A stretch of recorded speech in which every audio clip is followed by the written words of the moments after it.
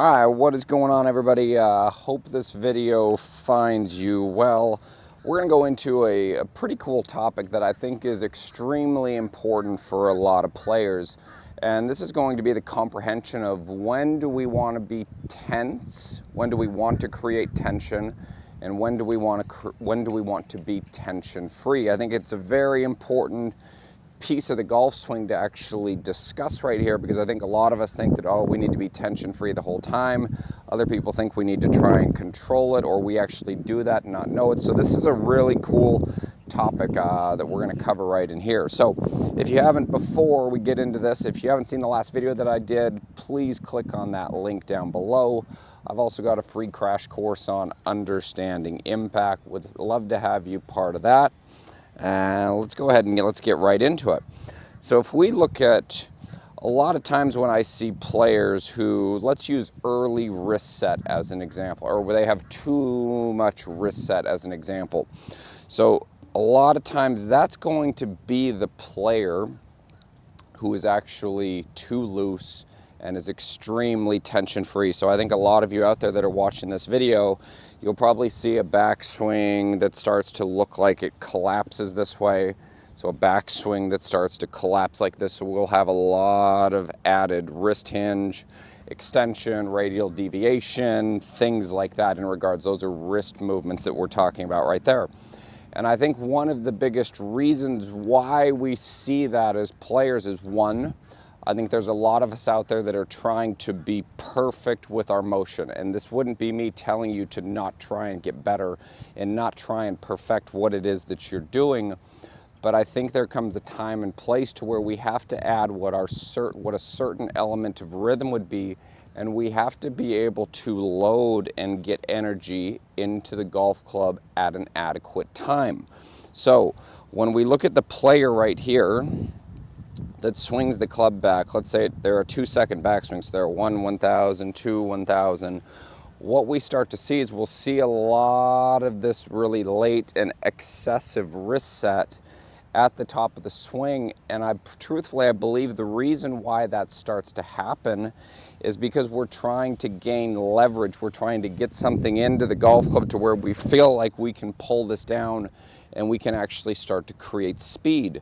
And so I would say the thing that I would counter with that is the reason that those things have to happen and why we see a lot of players like this do that is because we haven't gotten enough energy into the golf club early enough in the backswing. And so the ways that we can get energy into the golf club earlier would actually be increasing speed. So if we use a very simple analogy here, such as a pendulum.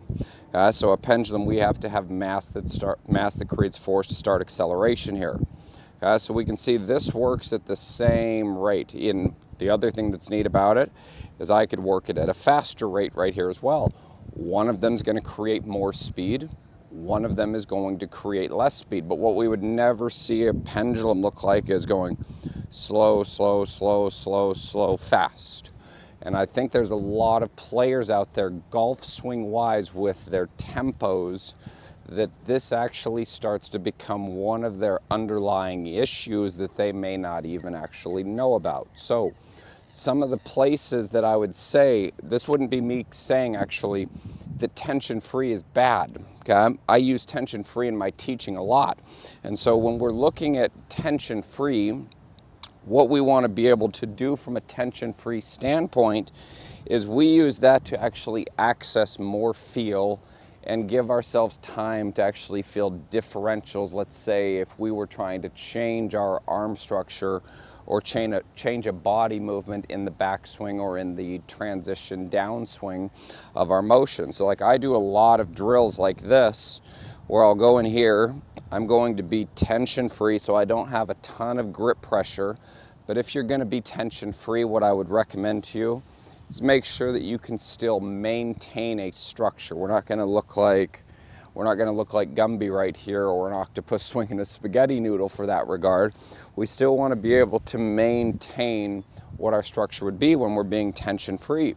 So like I use for me, getting my trail shoulder a little bit more retracted versus lifting and pulling my elbow behind me this is an area that I use tension-free quite a bit. And so this ball that I hit right here, this might only go 100 yards. And so I would go in here, it's set up, rehearse this feel. There, I felt that there. And I'll go at a pace like this, where this is relatively tension-free. And this is so that I can actually give myself time and awareness to know where I'm putting the actual golf club in space. Now, I think for the players out here that struggle with a lot of structure and all they've ever worked on is trying to be as loose as possible, or they are far too slow, here's where this starts to get fun right here. So one of the things that I would say right here is if we're the player who struggles with a lot of this excess hinge, well, one of the reasons that this is because we're not actually getting enough energy, like we said before, in the golf club. Here would be a way that I would actually start to practice this.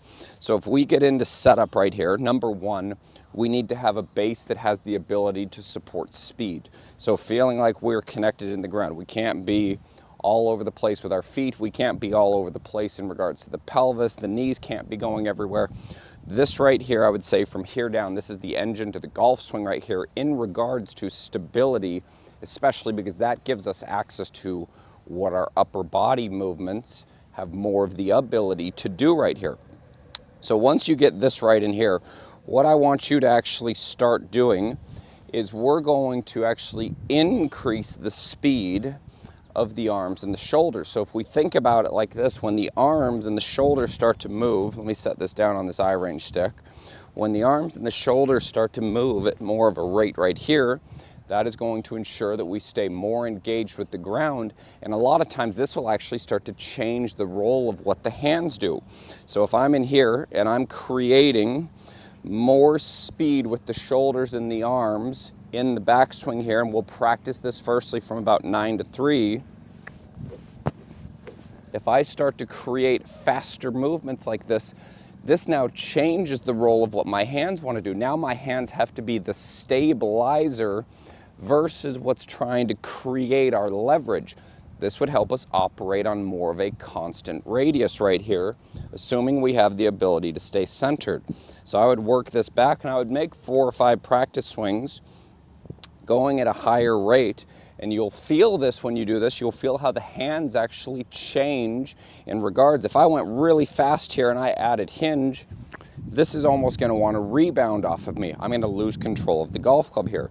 So when I do this, I'm going to increase the speed back and through, and see if you can get this to stop at about lead arm parallel, 9 o'clock we'll call it, to trail arm parallel, which would be about 3 o'clock right there. And this would be a really good station for the player especially who struggles with all of this excess hinge, staying on center to actually increase the velocity of the arms here in the backswing. So if I do this right in here, and what you'll notice is I'm going to keep my feet extremely grounded here. I'm going to keep the feet extremely grounded, and I'm going to go at what I think my highest rate of speed is in the backswing, to where I don't feel like I am completely out of control, that I have no idea where the ball is going, but I'm going to move it at a higher rate than what I normally would, very similar to what I just did with these practice swings right here. So I'm going to get in here, my feet and my legs are engaged.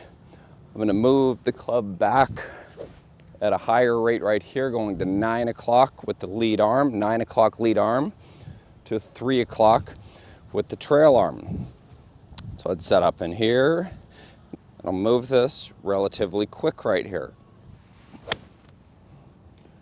So as you look at that ball right there, I may have hit that almost just as far as what my normal shot would have gone, and to me I felt like I had very little activation in regards to what the hands wanted to do. This felt like more, I was stable into the ground, which again, the stability and staying on center is what's going to allow us to time precisely how we're going to deliver the arms, the hands, and the golf club back to impact, and doing it at a speed that's going to change the role of what the hands do.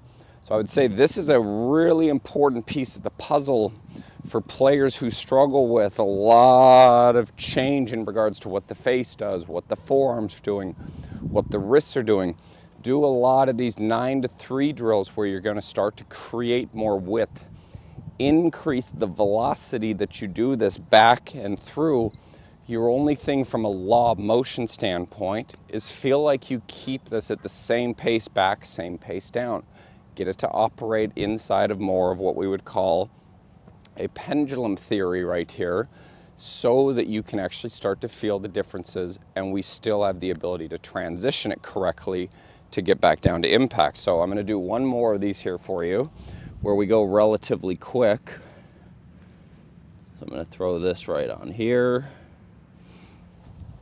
So same thing, I'm going to set the feet up. I feel like I'm grounded. I'm going to work this back quicker and through quicker. And you'll notice when I rehearse this, there's just a slight transition speed. That doesn't mean that I'm going to start increasing the hinge. It's just a slight transition before I start to accelerate it back on the way down. So we'll give it a go. Same thing right there. So that was a super flush golf ball, about as straight as I could hit it.